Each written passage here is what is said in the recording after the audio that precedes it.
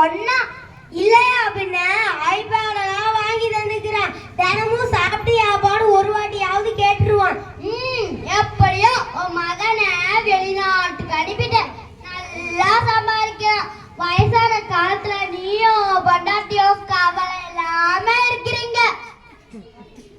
என்னைய பாரு, என் மகன் படிச்சுட்டு உள்ளூரில் வேலை பார்க்கிறேன்.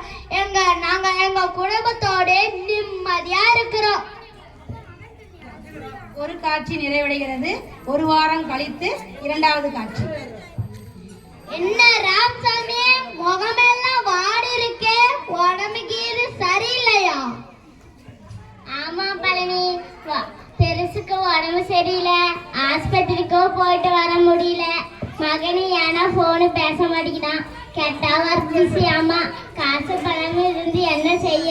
கட்டால மக இருக்கிறானே, பெருமையா பீட்டிட்டு கட்டலங்க கிடக்குறாங்க. நான் என் தலையெழுத்து. நான் படிச்சு சொன்னேன். இந்த பாய்மை இப்ப கேட்டானா வெளிநாட்டுல தானே நிறைய சம்பளம் இருக்குன்னு சொல்லி அனுப்பி வச்சான். இங்க பாரு, வந்து எண்ணி பார்த்துக்க ஒரு சனம் இருக்கு. நம்ம நாட்டுல அது அரசு திட்டத்துல படிச்ச நம்ம